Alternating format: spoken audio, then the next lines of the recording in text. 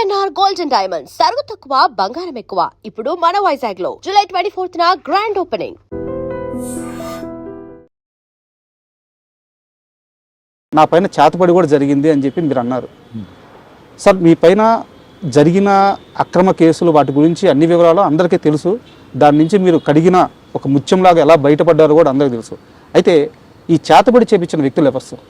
అది తెలియదండి. ఇప్పుడు కూడా అది చాలా ఇండస్ట్రీలో కూడా ఇప్పుడు కూడా బిజినెస్, ఫిలిం ఇండస్ట్రీ తర్వాత వాటిలంతా ఇప్పుడు జరుగుతూనే ఉన్నాయి ఇప్పటికీ. కేరళలో చాలా ఫేమస్ చోటానికరే అని చెప్పి ఒక ప్లేస్ ఉంది సార్. అక్కడ ఈ చేతపడి చేసింది తీసేయడం చాలా మందికి తెలియదు. అంటే రకరకమైన మెథడ్స్, విచ్ క్రాఫ్ట్ అంటారు చూసారా, రకరకమైన ఇవి ఇంకా జరుగుతూనే ఉన్నాయి సార్. కేరళ వాళ్ళకి బాగా తెలుసు ఎట్లా దాన్ని ప్రయోగం చేయడం, ఎట్లా దాన్ని చేయడం, డల్ చేయడం, లేకపోతే మనస్పర్ధాలు తీసుకురావడం, అది ఇప్పుడు కూడా ఉందన్నమాట. అది అప్పట్లో నాకు అంటే కొందరు ఏం చెప్పారంటే కొంచెం టైంలో అంతా ఇది జరిగింది చెప్పేసరికి నేను కూడా తర్వాత అక్కడికి వెళ్ళిపోయి, అంటే వాళ్ళు ఏదో చేశారండి, ఏదో పూజ చేయాలన్నారు, ఏదో చేసాం, విడిపించాం, అయిపోయింది అన్నారు. ఓకే, అదేం నేను కాదు అని నేనేం చెప్పను. బట్ నేను ఏమని నమ్ముతానంటే, నేను చెప్తున్నాను చూసారా, టైం అనేది, ఆ డెస్టినీ అనేది ఒక డిజైన్ పెట్టేసింది సార్. ఈ సంవత్సరం ఇది, ఈ సంవత్సరంలో ఈ నెల ఇది, ఈ నెలలో ఈ వారం ఇది, వారంలో ఈ రోజు ఇది, అది జరిగి తీరాలి, అది జరిగి తీరాలి సార్. అది నా ఎక్స్పీరియన్స్తో చెప్తున్నాను.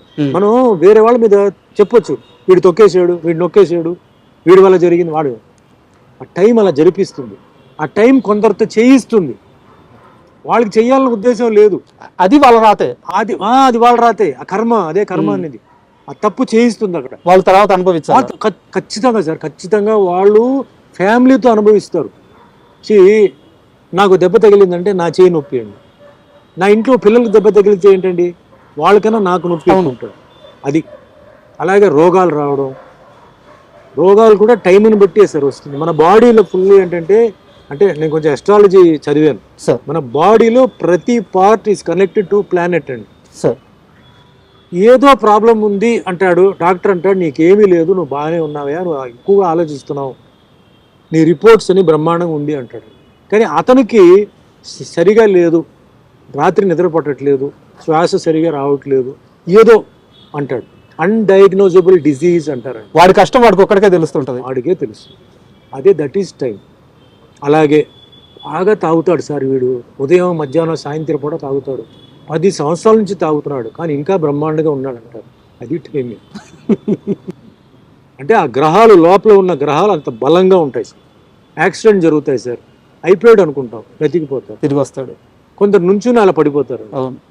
All this is connected to time అండి. Family, career, health, wealth, prosperity, అధికారం, అవన్నీ టైం కనెక్టెడ్. మనం అందుకే చెప్తాను కదా, అవతల వాడిని చూసి ఎప్పుడు మనం వాడెలా ఉన్నాడు నాకు ఇలా ఉండాలి అవదు, కష్టం సార్. ఆస్ట్రాలజీ అన్నారు కాబట్టి నాకు ఒక చిన్న డౌట్ ఉంది. అంటే మీకు గురుడి స్థానం చాలా బలంగా ఉంది, బుధ గురు, అంటే నాకు కొంత అవగాహన ఉంది, అందుకని అడుగుతున్నాను. మీ జాతకం ప్రకారం బుధ స్థానం, గురు స్థానం చాలా బలంగా ఉంది. అండ్ మీకే తెలియకుండా చిన్నప్పుడు ఒక ఆర్ట్ ఫామ్ నేర్చేసుకున్నారు, మార్షల్ ఆర్ట్స్. అంటే గురుగ్రహం బలంగా ఉన్న వాళ్ళకి ఆర్ట్స్ వచ్చేస్తాయి. ఖచ్చితంగా మీ జాతకంలో మీరు ఇండస్ట్రీలోకి ఒక ఆర్ట్ వైపు రావాలని రాసిపెట్టి ఉండాలా, కానీ మీ జాతకంలో అది లేదంట. అవును, ఎలా సార్? ఇది పూర్తిగా విరుద్ధంగా ఉంది. పైవాడు అండి, ఇక్కడే వస్తుంది. ఇప్పుడు అన్నిటికన్నా శక్తి అనేది మహాశక్తి సార్.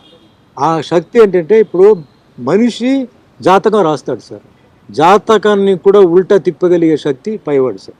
ఓకే, చాలామంది జాతకం చెప్తారు సార్, ఆ డెత్ అనేది ఎవడైనా కరెక్ట్గా చెప్పగలుగుతాడా? చెప్పలేడు. అదేంటి, వాడు జాతకం అయిపోయింది కదా, వాడు ఇంకా వాడు ఉన్నాడు ఏంటి, ఇంకా వాడు తిరుగుతున్నాడు ఏంటి అంటారు. పైవాడు అదే మిరాకిల్.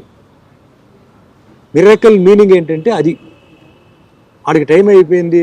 ట్రాజెడీ మీనింగ్ ఏంటి, అదేంటి అప్పుడే చనిపోయాడు, పాపం చిన్న వయసు, వాడికి ఇంకా మంచి భవిష్యత్తు ఉంది కదా, జాతకంలో అలా లేదు కదా. కర్మ. పెళ్ళి అయిన తర్వాత అన్ని జాతకాలు చూసి పెళ్లి చేస్తారు సార్ కదా. అవును, మ్యాచ్ అయిందా లేదా. అవును, చాలా ముహూర్తాన్ని బట్టి టైం తాళి కడతారు. అవును, ముహూర్తానికి ఫస్ట్ నైట్ పంపుతారు, అన్ని పంపుతారండి. ఎందుకు విడిపోతున్నారండి? పెద్ద పెద్ద వాళ్ళు చీప్ గా చూడరు కదా జాతకాలు. అవును, పూర్వజన్మ కర్మ. కర్మ. ఆ పూర్వజన్మ కర్మలో బ్యాలెన్స్ ఉంటుంది, అది బెండు తీస్తుంది. ఎట్లా? పిల్లల ద్వారా. ఎవడైతే తప్పు చేసాడో వాడేమనుకుంటాడు, నన్ను ఎవడేం పీకలేడు, నేను అది చేశాను ఇది చేశాను, వాడిని మోసం చేశాను అనుకుంటాడు.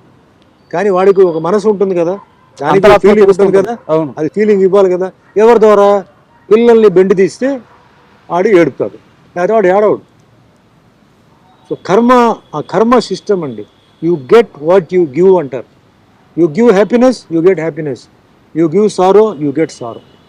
సో ఆ కర్మ సిద్ధాంతం అక్కడ ఏంటంటే అది బుక్లో ఎంటర్ అయిపోతుంది. మీరు ఏ తప్పు చేసినా అది ఎంటర్ అయిపోతుంది.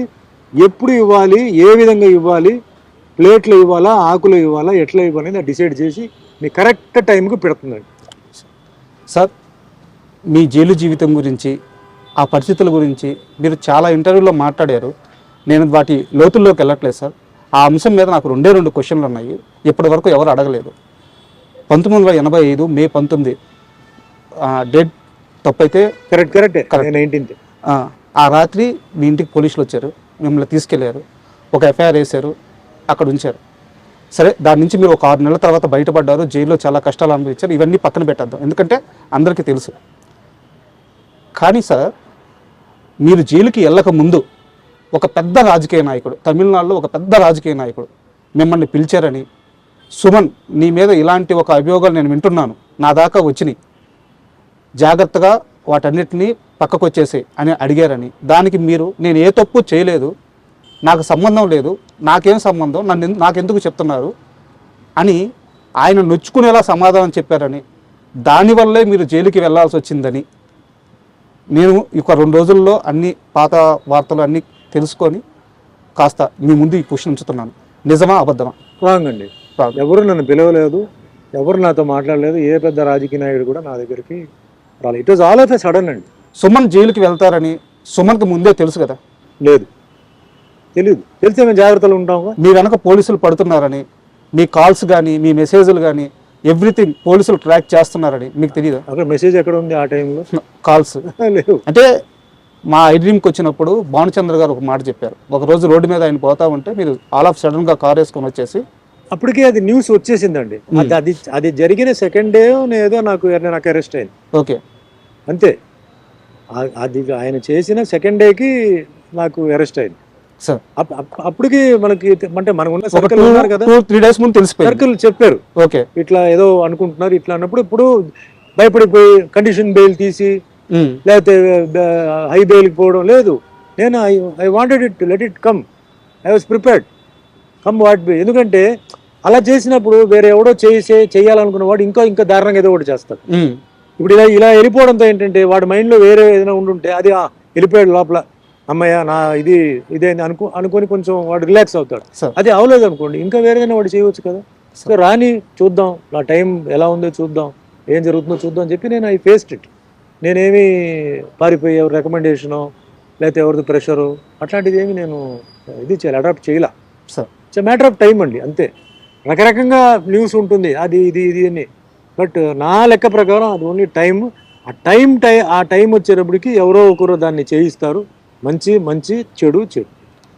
6 నెలల జైలు జీవితం అంటే చిన్న విషయం కాదు సార్. ఎందుకంటే 2 రాత్రులు జైల్లో ఉంటేనే మనిషి మానసికంగా కృంగిపోతారు. పక్కన ఎవరు ఉండరు, అయిన వాళ్ళు ఉండరు, పలకరించే వాళ్ళు ఉండరు. 6 నెలల జైలు జీవితం తర్వాత జైలు నుంచి వచ్చి బయటకు వచ్చిన సుమన్ను చూసి ఈ మనిషి 6 నెలలు జైల్లో ఉన్నాడా, ఏంది ఇంత ఫ్రెష్గా ఉన్నాడు అంటే ఒక మల్లెపువ్వులాగా తిరిగి వచ్చారంట. ఆ 6 నెలల కాలంలో ఫిజికల్గా కానీ మెంటల్గా కానీ మీరు స్ట్రాంగ్గా ఉండడానికి జైల్లో ఏం చేశారు? First point karate sir. Okay, karate నాకు మెయిన్ బేస్. అక్కడ కూడా జైల్లో కూడా కరాటే ఎక్సర్సైజ్ నేను చేసేవాడిని. తర్వాత జైల్లో ఉన్న ఖైదీలు ఎవరైతే ఉన్నారో వాళ్ళని చాలా బాగా చూసుకున్నారు సార్. ఖైదీలా? ఎప్పుడు నేను అందుకే సెక్యులరిజం అనేది నాకు చిన్నప్పుడు సెక్యులరిజం, నేను పుట్టింది హిందూ ఫ్యామిలీ, నా పక్క ఇల్లు ముస్లిమ్స్. మా అమ్మగారు కాలేజ్ ప్రొఫెసర్, ఆవిడ ఊటీకి వెళ్ళేటప్పుడు పక్క ఇల్లు వాళ్ళని చూసుకోమని చెప్పేసి వెళ్ళేవారు. నేను ముస్లిం భోజనాలు వారం రోజులు తినేవాడిని. I studied in a Christian school sir, church Pak అని చెప్పి కాన్వెంట్ అనమాట. సో క్రిస్టియన్ ముస్లిం 2 అక్కడ వచ్చేసింది. స్కూల్లో నాకు Parsi friends, Buddhist friends, Jain friends ఉండేవారు. సో పక్కా సెక్యులర్ దీంతోనే నేను పెరిగాను.